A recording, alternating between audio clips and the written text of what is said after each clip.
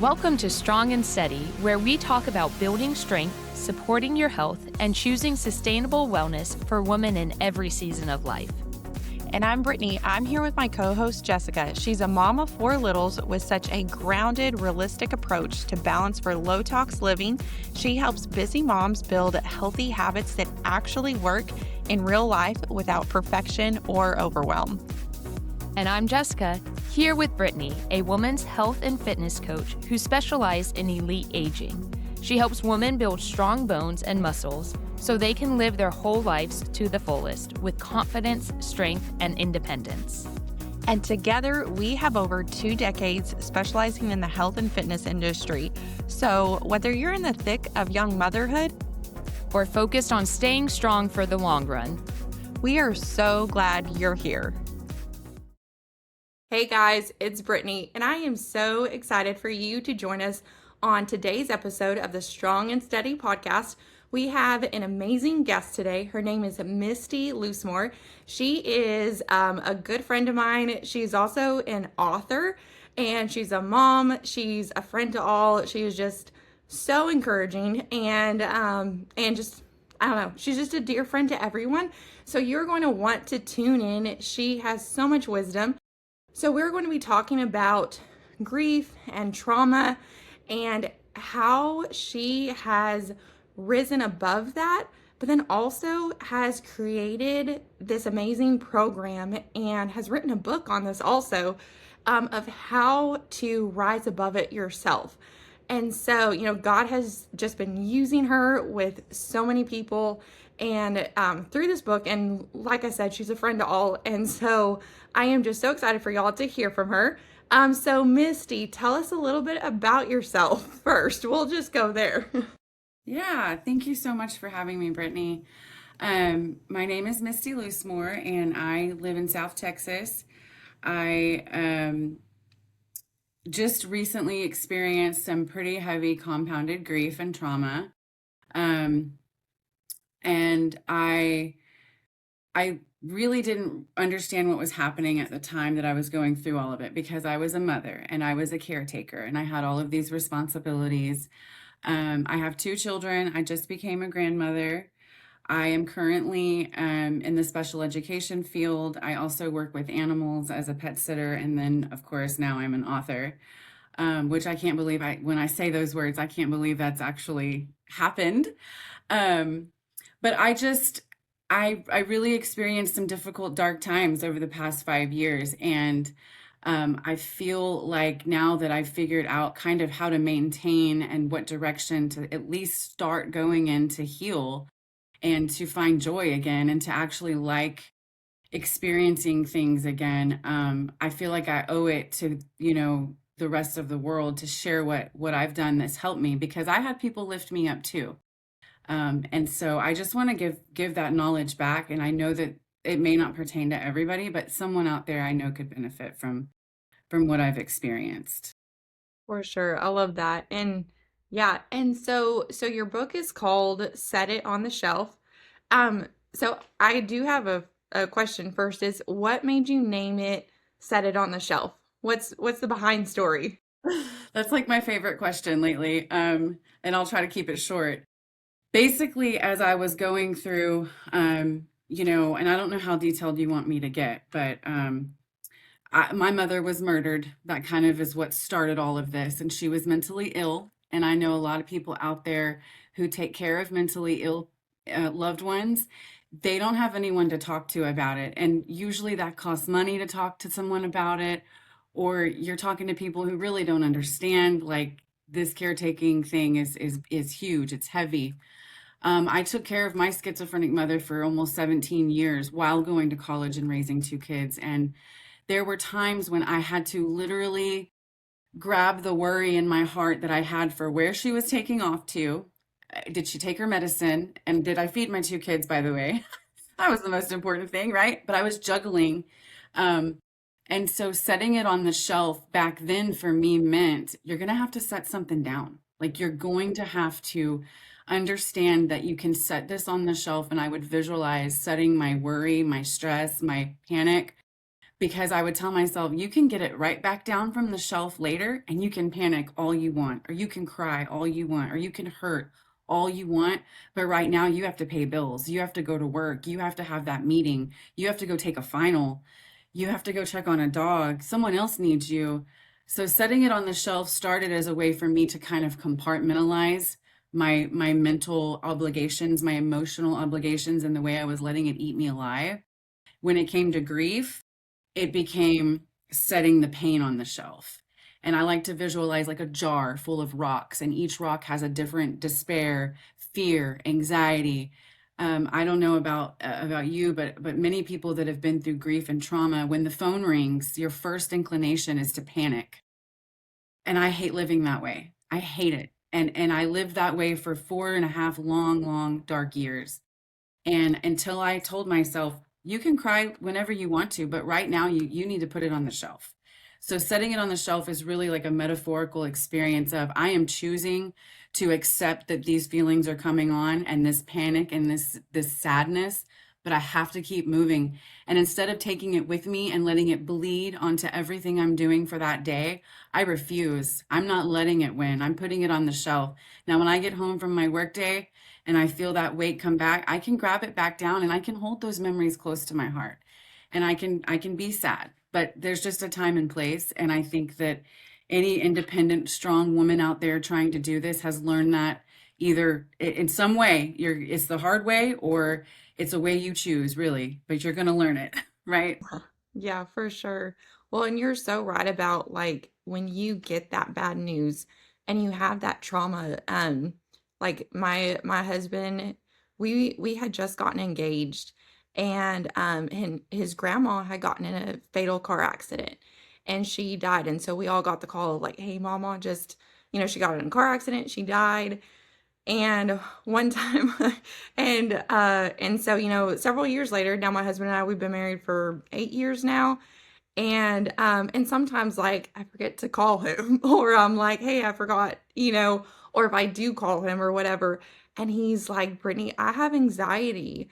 Like when you don't call me, when I know that you should have made it to home or you should have made it to your parents and you haven't texted me or called me, he's like, I get this anxiety of like, crap, I'm about to get like the same phone call that I got from Mama.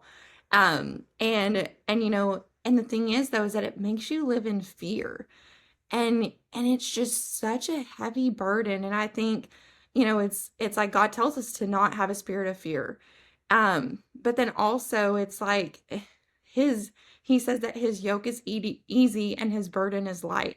And so it's like I love how you say set it on the shelf because even like Jesus is like you don't have to carry that, Misty. You don't have to carry that, Brittany. Like I don't No, want you to I carry. built you a shelf. Yeah. Yeah. Use Exactly. it. Use it. Yeah. Yeah, I love that. No, yeah, that's amazing. And it's so true. And I love how like relatable that is because you can say like, "Oh, just give it up. Just give it up." And you're like, I like that just means that you're just forgetting, but like setting it on the shelf is like I can go back to that because we do need to grieve. We do need to cry. We can't just sweep it under the rug and stuff it. And one of the things that I have my clients do in my elite aging program is we do emotional decoding.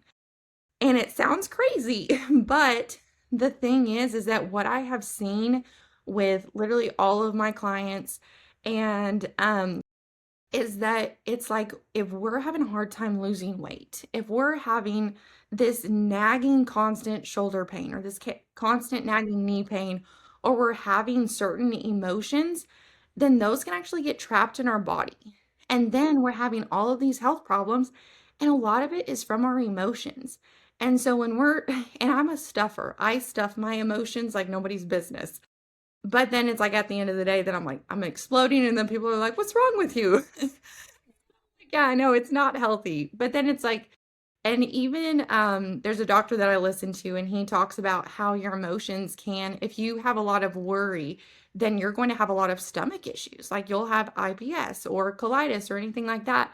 And then I can't remember what else it was, but it's like if you have a lot of anger, then you have a lot of built up emotions in your liver. and your body always keeps score. And I'd say I love that. Set it on the shelf because you do need to come back to that. You need to realize, okay, why am I grieving? Why am I going through this? And I mean, sometimes we have trauma and it sucks. But we've got to learn how to handle that and heal from that. I agree. And I think people need to understand that that doesn't mean forgetting or accepting the state of mind you're in at the moment. Grief needs two things. It needs a home and it needs a witness. And so when you set it on the shelf, you're honoring its existence. You're saying, you go here and I'm going to go here. And when I come back later, I'm still going to see you. It's okay. I know you're there, but you're not running my life because I let it run my life. And the reason, I mean, it gives me chills because I never thought I'd much less be sitting here talking about a book I wrote, much less sometimes I didn't believe I was going to make it. I really thought I was going to die from a broken heart. I'm not talking about hurting myself or anything like that. I thought my body was going to shut down. Um, and when you talk about the body and what it does, every single 12 of the 12 weeks that we go through, and we can get into that in a minute, but I talk about the physiological effects of trauma response, living in fear, anticipatory grief, thinking that every phone call is going to send you into some kind of life-changing, altering new world because you're going to lose something. You just know you are. And yes, God says, like, don't don't carry the burden, but it's really easy to say that. But we're down here. And that's what I used to tell him. I'm down here with you're in my heart, but I'm the one that's got to be in this transformer of a body and make things happen. And I need you, and that's when I started realizing I need to figure out what's happening to my body. Why am I clenching my jaw for 8 hours straight? That's not normal. That's not what I want. That's not what I want for my women friends and my sisters and my community. That just makes for a stressful environment all the way around.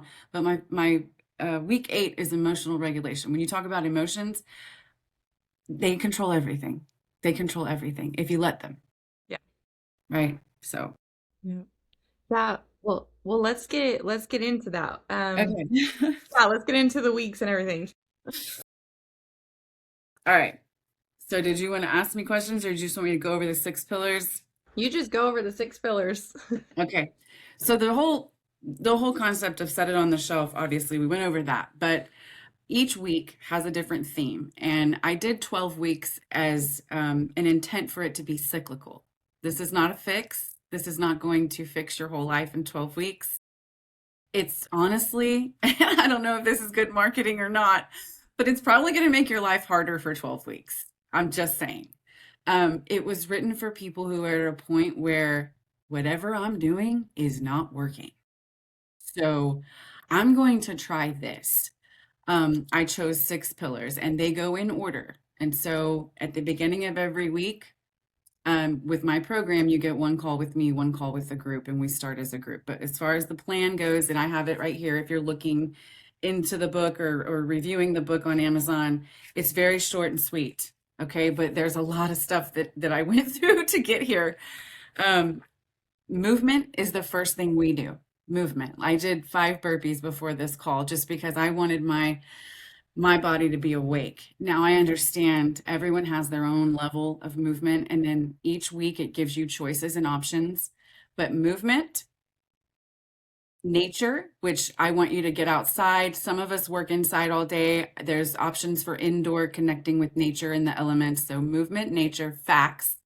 So I get you moving. I get you around something that's alive, that is a living being thing, whether it's a tree, a plant, running your hands under cold water. Facts. Then I go through what is actually happening to your body as we focus on week 1, which is allowing the truth, or grounding and safety. Grounding and safety and allowing yourself to realize that you are actually still here. I don't know about y'all when you go through trauma and grief, sometimes it's like an out of body thing. So movement, nature, facts, and then we reflection, then we express what we think about everything we've done. And the final pillar is decision. It's where you make a decision for the week or the day on how you're going to handle something. It doesn't mean you're going to fix your whole life in that one sitting, right? But when you practice making a decision, I don't know about you, but Indecisiveness is a very awful place to be when you're like, I don't know. Just make the decision. If you need to schedule a doctor's appointment, if you need to tell someone, no, I actually can't help you move this weekend, I'm sorry. Say no, delete the text and go on to your next tasks. Those types of decisions that are maybe not so sassy, but just protecting your energy, right? And so 6 pillars are going on a daily basis with a weekly theme. And as we move through the book, you'll have lots of blank space. I just want to make it clear. I left a lot of blank space because I'm a doodler, I'm a drawer. I need to web out my ideas. And sometimes I just need to stare at a blank piece of paper, honestly, and completely disconnect. Might sound a little odd. Week 2 is allowing the truth. Week 3 is releasing control. Week 4 is listening to the body. Week 5 is honoring the loss. So right between the midpoint of the program, this is why I talk about it might make your life like, oh my gosh, I can't believe that I have to unpack all this. Honoring the loss, we pause in week 5 and we talk about that job that meant the world to us, that how did I get fired, or my whole life just changed, or I mean, right, 8 months after my mom was murdered, I lost my husband to a heart attack. And so can you imagine, like, I didn't even have time to really figure out how to grieve over my mother. And lots of women out there are having this happen right now. They're just, you don't know who to be sad over because the person you would have called for help is no longer here. And after we honor that loss and we really dig deep into, I need to face that this person's gone. This part of my life is over. We immediately go into week 6, which is compassion towards self. And we love on ourselves. That's what I like to say. We love on ourselves a little bit. We don't sulk and we don't go spend our whole life savings on a retreat or anything crazy like that. I mean, I would love to do that, but Definitely the spa. yeah, right? Like just but really coming back to yourself and maybe realizing you haven't been very nice to yourself. One of the biggest things that we lose is control when we experience trauma and grief. We don't have control. The only thing we have control over is our thoughts. And sometimes we turn those inward into, this is my fault. I mean, I carried guilt over my mother. I couldn't save her. I tried. I couldn't. She got herself into her own situations and I wasn't there because I was busy being a mother to my own kids. So compassion towards yourself. Week 7, we kind of start climbing into getting a little bit stronger. It's where I imagine we're putting our backpacks on. We all sat down at the campsite and cried. And now we're going to put our backpacks on and we gotta hike. It's the next day, right? In my mind. Week 7 is strength redefined. We look at what makes you feel strong. What makes me strong doesn't make the next woman strong. She has her own journey. I have mine. My wish for her is that she's as strong as she needs to be and that I can be as strong as I need to be. I don't care about comparing, right? Number 8 is emotional regulation. That's week 8. We talked about that. So again, as we go through these weeks 1 through 8, it's all this, oh my God, it happened. I'm allowing it. I'm grounding. I'm touching a tree, a lot more in depth than that. But week 8 is, well, now what are you going to make yourself feel and think about that? What feelings are you going to allow? Where are you going to put the sadness and the pain? On the shelf, right? Week 9 is meaning and memory. It's where we separate having good memories from them making us fall to our knees and cry in the fruit aisle at HEB, which I've done. I've done. Might still do again one day. Week 10 is reconnecting to joy.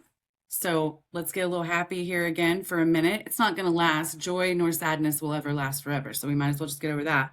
Week 11 is trusting the process.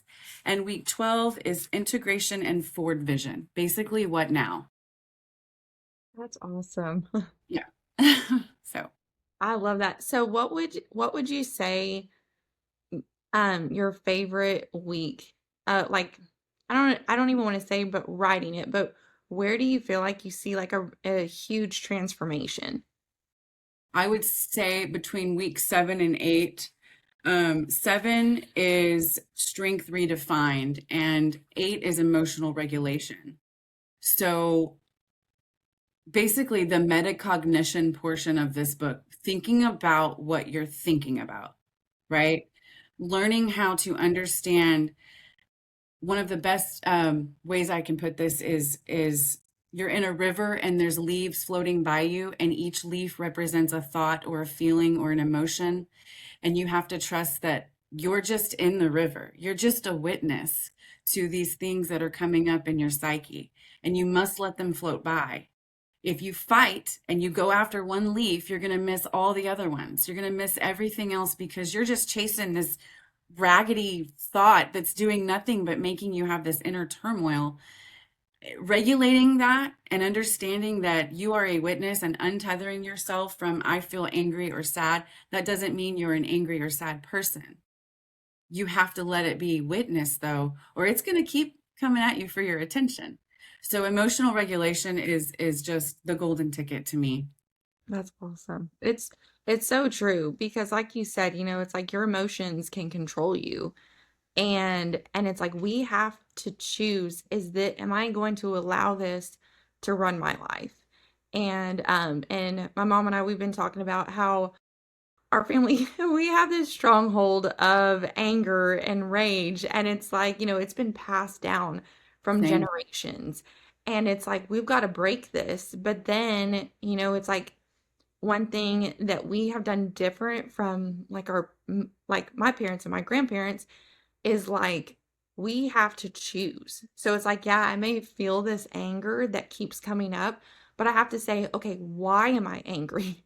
Why is this making like the person cutting me off? Why does that make me so angry? And it's like, well, he's getting into my personal space. Or, it's like, do you get angry because you're not in control? And so many different things. And kind of like I said, with that emotional decoding, is like our bodies keep score. All And the it's like time. that's one thing that we really have to do. And it's funny though, because when people come into my program and I tell them, I'm like, okay, this is what you're gonna do. This is my friend Martha, that she literally muscle tests and helps your body release these things. They kind of look at me and they're like, what did you just say to me? Yeah, And I'm it like, sounds insane, and yeah. it sounds crazy. You know why? Because today everybody thinks that we have to have something tangible to fix us. When we have the tools inside of us already, they're there. No one has tapped into how to use them in quite some time. And honestly, everybody that has tapped into how to use them, there's so much overkill of information that you just look at it and go, well, now I'm just stressed about healing when I was stressed about not healing before. Seriously, seriously. What? You Yeah, know? yeah, Um, so yeah.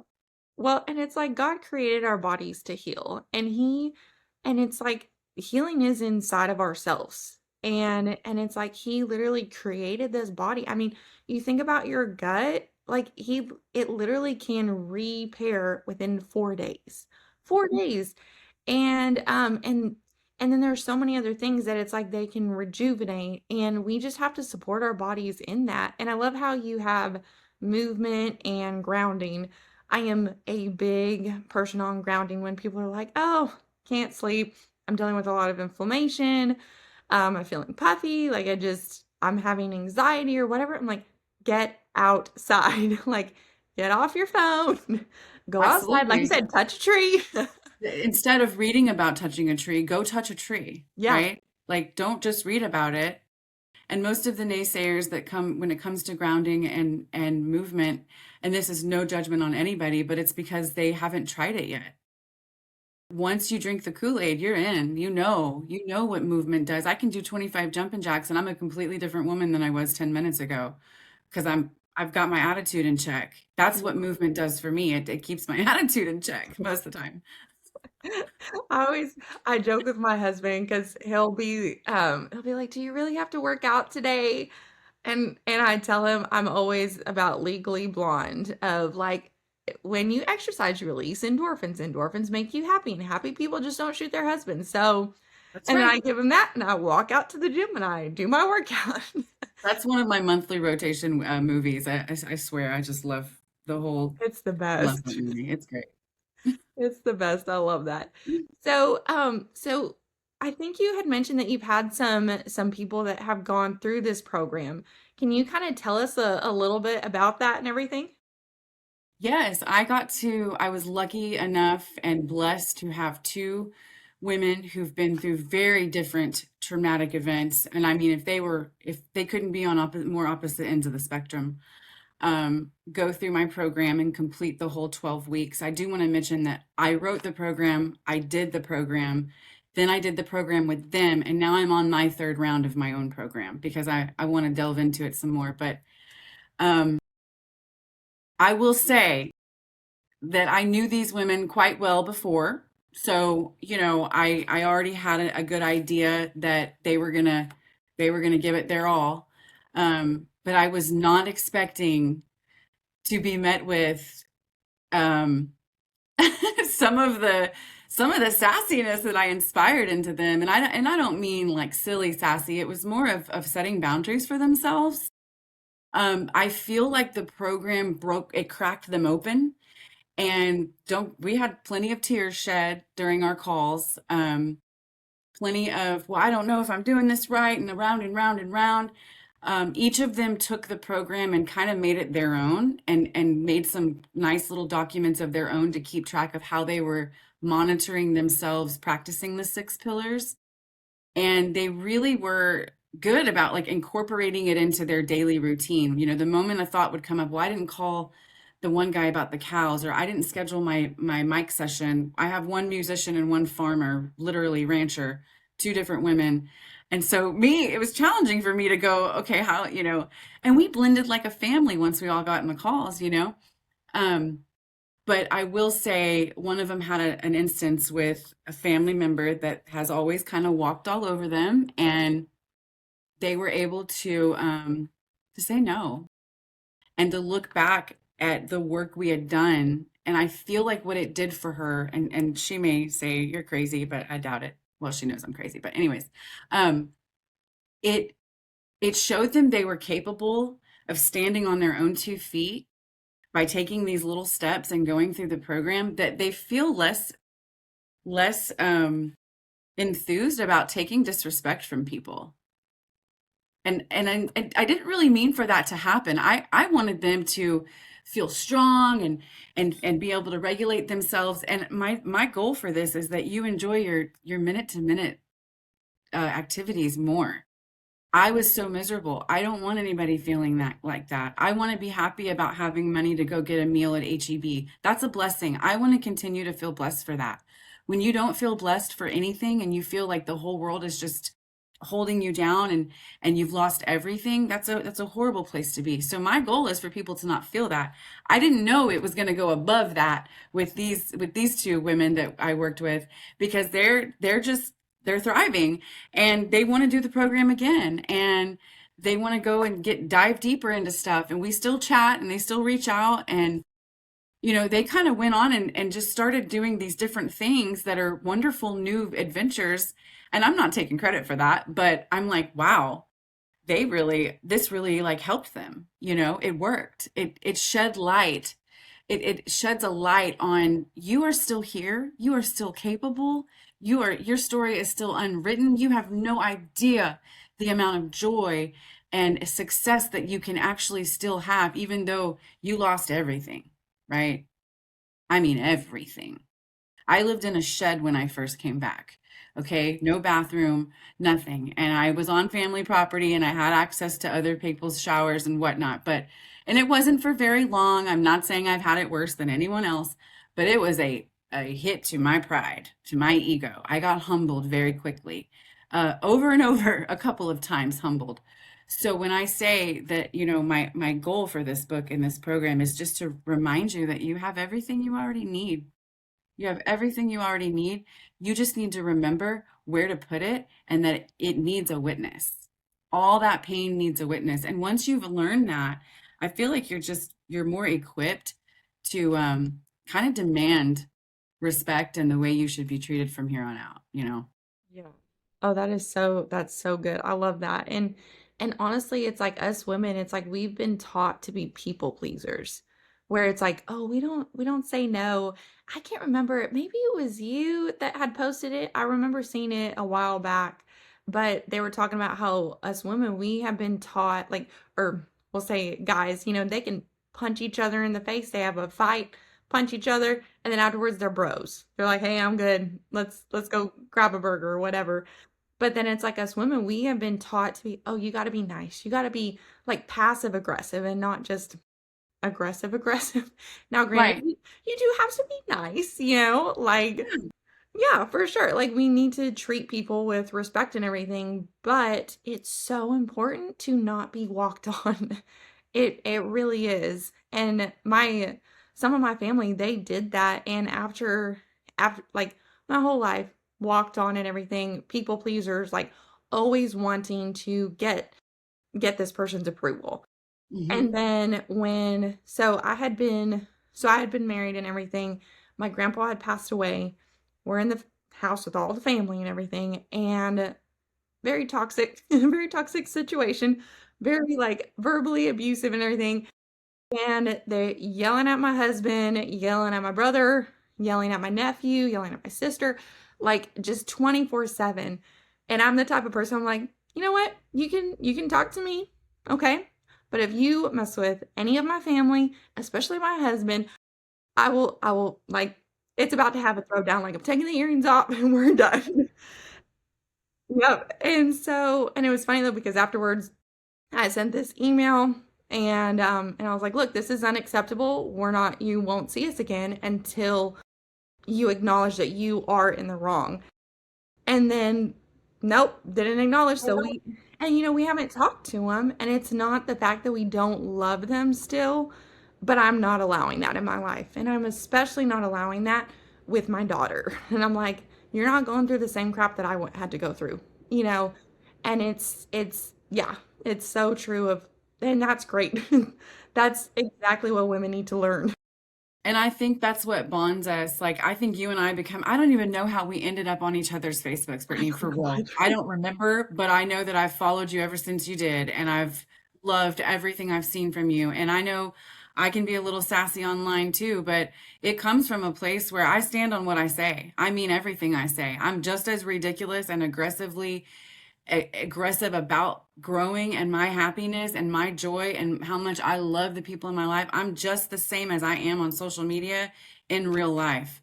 Now, that hasn't always sat well with people, and I've had the same instance with family that it's like it's just like I'm different than everybody. I don't allow children to be cussed at and children to be told to flip other adults off because it's funny and cute and um just this kind of messiness, I guess, and me not knowing what's going on because I'm not operating on that level of shadiness. But I'm not going to raise my kids around that either, and I don't care who likes it.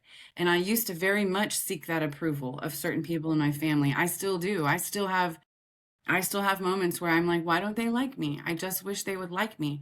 Now, I've also had my share of reacting after being provoked. I've done some things I'm not proud of. I've reacted in a way that was out of character, and that's exactly why it's no longer allowed in my life because it makes me someone that I'm not. And just like you said, that rage that's passed down, that fight in your bloodline, I've got it. I've got it on both sides from my mom and my dad. And I could have gone so many different ways than what I did. Thank you, Lord. Um, but it doesn't mean I don't have that in me still. And it's there and it's waiting. It's waiting to be, not necessarily waiting. I've learned that it needs to be channeled into good, right? That's one of the most golden things you can ever learn is to channel that rage into something good. And for me, that's working out. That's why I Seriously. run.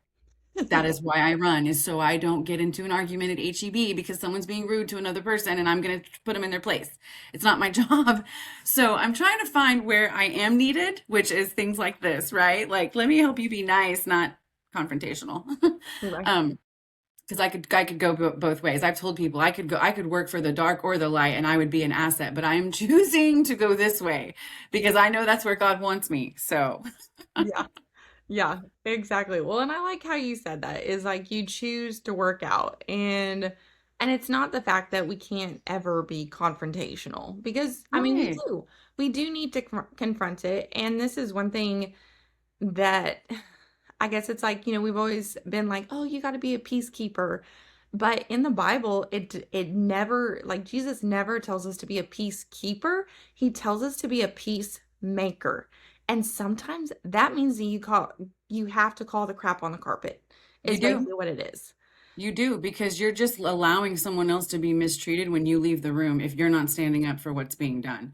And I'm not going to have that on my hands. I refuse. Yeah.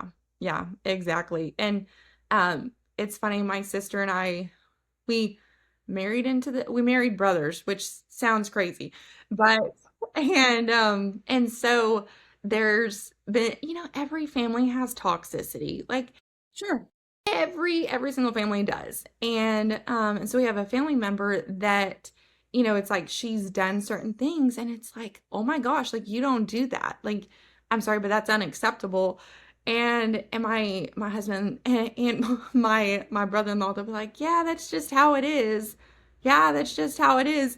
And both my sister and I were like, nope. I'm like, no, they should have told her that and they should have spanked her a long time ago. They should have beat that out of her. Yeah. Because What's I'm like, allowed is what will continue. exactly, exactly. And then it's like, because now it's making the rest of the family toxic. And it's like, you can't allow that because, like you said, what you allow will continue. And it's so important for like your family to, and we talk about this all the time with our health. It's like we are setting that trend. Well, we also need to set the trend for handling our emotions, like if you have anger that is passed down, you've got to learn, okay, how am I going to handle this? How am I going to teach my kids how to handle this? Oh, I have unhealthy habits. Okay, I need to do this. Like, whether that's spiritual, emotional, mental, physical, like, you've got to take ownership of it. You've got to take it and set it on the shelf. Absolutely. And I think what you see is far less representative of what you've done on the inside. So, like, you see how many times I talk about squats. I mean, I'm always like, I have a problem, do squats. Something's going on, do squats. I love squats. Squats keep me strong. Squats help me remember that I am not as strong as I think I am. They humble me every day. For sure. But what's going on when I'm doing those, you're not going to see that in my legs or in that new dress I got or in those new cute shorts. And I'm comfortable now because I can wear shorts or whatever. Or I feel like, when we do different things and our body starts changing, we feel good. We're like, oh, I might wear a sleeveless tonight because I don't feel like my arms look as displeasing as they did or whatever. Um, what what you don't understand, and what this program has helped me understand, and every woman who's in wellness today is helping me understand, is that the body is going to speak for itself. And it doesn't matter how many miles you ran. If you have a bad heart or if you're ugly inside towards yourself or someone else, that doesn't mean you're a bad person. It's going to show. It's going to show on your face. It's going to show in those new heels. It's going to show in the way you carry yourself when you sit down for dinner. And I want to feel good before I ever want to look good. Yeah. The people that love me and matter, I could wear a trash bag and they'd be like, you're looking a little rough, Mom, but we love you. They're still going to love me. I want to feel good when I sit down because I have worked through whatever system I have in place for my well-being. Set it on the shelf might not be for everybody, but it kind of initiates you to start thinking, I do need something to stick to, whether it's 6 pillars, whether it's once a week I go do the 6 pillars, or whether I pick 3 of them and I stick to those and those make me feel prepared. Whatever you do that works is what I hope for everybody, because once you figure it out, you can start adding things. Or I don't really need to run 4 miles every day, right? I went through a phase of time where I made myself so busy after my husband died that I made myself sick.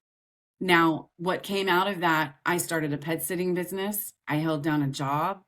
I worked a third job at night, caretaking for elderly people for 2 hours, playing dominoes with them to make money. They were also on their way out, so I was putting myself around death almost on purpose, because I got to keep going. I got to keep going. I got to make money for my kid, my son, my daughter needs me. Um, I had to halt all that.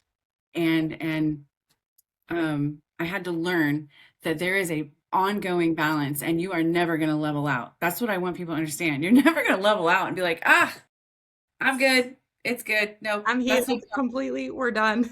that's not coming. That's not ever happening. And when it does, Look me up and let me know where you're at because I'm coming to hang out with you. But you know what I mean? That's never going to happen. So every single day is work, every single week is work, every single death anniversary date, every single birthday, every single Christmas is, you basically have to understand, well, and if you don't have anything to look at, nothing to go, wait a minute, okay, I can do a couple of things here to help me handle this. If you have nothing in your hands or at your fingertips, you're screwed. And you turn to things like I did, going out at places I shouldn't have been, um, partaking in way too much drinking, way too much wine, telling myself I'm allowed to do this. Anybody in their right mind would be broken like I am. Yeah, okay, but it's been 4.5, 5 years now. Like it was time, it was time for me to find a way to I didn't want to numb out anymore. And that's what I did. And in the process of climbing out of that darkness, that's where Set It on the Shelf came from. So Yeah. Yeah. Well, and I love that you said that because, we talk a lot about how it's like God doesn't cause these things to happen. It's like he did not cause for your mom to be murdered. He did not cause for Mama's car accident. But God uses every single thing. And it's so important for us to go through these healing processes where we're not numbing ourselves out, because it's like God's like, I am so sorry that this happened to you. It breaks my heart that you are heartbroken, but I want to use it. I want to use it for his glory and furthering his kingdom. And I think that your book is an amazing way that he's using that, is for his glory and for furthering his kingdom and healing his children. Like that's what he wants. He wants his children to be healed and joyful, and then also help pull other people out. It's like once you get out of the hole, you put your hand back in and you help pull out. And you keep helping pull people out, and I love that. I really and love that. I will say this, I just want, if my Aunt Bobby Sue ever watches this or gets hold of this, she lives in Louisiana. She's my bestest confidant, my mama's sister. Um, Very Cajun.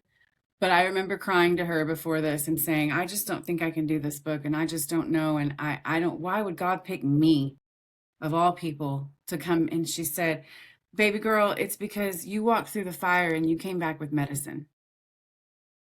And I was like, oh my God, like that, That like, gives me goosebumps. I love oh, and then I'm like, but what if my medicine's not good enough, And then of course I'm gonna, I'm crying to her and she says, you just a go getter, you just a go getter. And she'd always tell me, you just a mover and a shaker, Misty, you a mover and a shaker. And I kind of realized, like, number one, what's it gonna hurt? I'm not telling anybody anything bad in this book. There's nothing that you can take. I mean, it doesn't say to go do anything dangerous, no bungee jumping, right? No ayahuasca trips, nothing crazy like that, right? Like everyone, you could do this like sitting down with the window open. It's okay. But I just thought I really wanted, one, to prove to myself I could publish a book, and number two, this is just the beginning of my start, and I didn't want to include all of my sad stuff yet. I do want to tell the world what happened. I do want the world to know my story, only because I feel like right now as we speak there's someone going through it who feels absolutely alone. And that tears at my heartstrings. That there's another woman out there right now. Maybe she's listening, maybe she's not, maybe she knows someone, but that is in a place where she's this close to giving up. That's who I'm after. And other people who love it and enjoy it, thank you. God, I'm blessed. I'm so thankful for anybody that gets their hands on this. But I'm trying to find the ones who are, they obviously, I'm not a medical professional. I'm not a psychiatrist, but I am a certified trauma-informed grief coach.